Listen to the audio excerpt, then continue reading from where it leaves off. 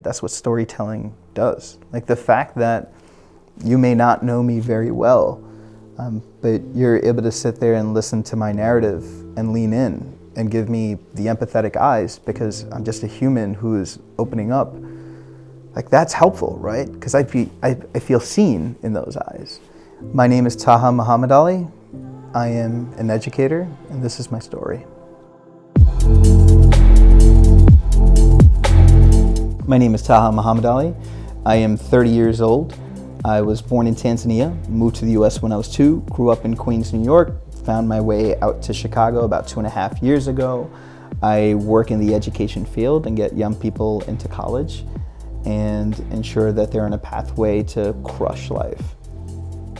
I am an Afro, South Asian, American, Muslim, cis, male, straight dude who's figuring out his spirituality. 2 weeks into college, I discovered the person who I thought was my sister is actually my biological mother, which meant the person who I thought was my mom was my biological grandma. The person who I thought was my father that I was told passed away when I was 2 was my biological grandfather. And I discovered that I do have a father. He just wasn't there, right?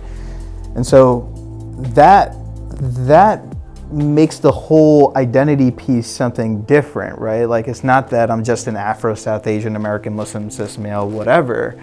It's I'm a dude who is trying to make sense of why his parents separated and why neither of them were there for me. And the one that I'm trying to make sense of the most as of lately is I just met my father for the first time this year. And that was heavy.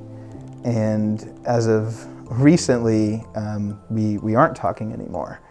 And so there's a lot of trauma, right? Like people experience trauma on the daily. And if you have that happening time and time again, neurologically, it affects you.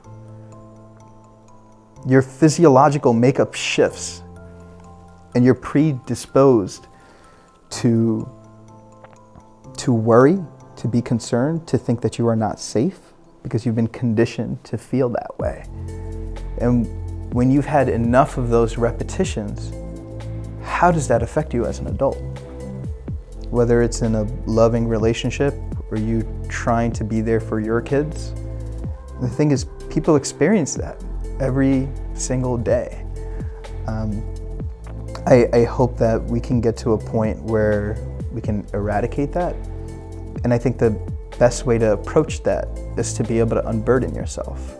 And I think that's what the arts does, right? That's what storytelling does. Like the fact that you may not know me very well, but you're able to sit there and listen to my narrative and lean in and give me the empathetic eyes because I'm just a human who is opening up.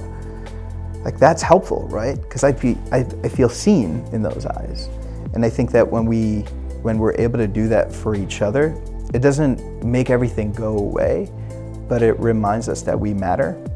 And if we can get enough of those repetitions, then hopefully it can override the ones when we felt like we didn't.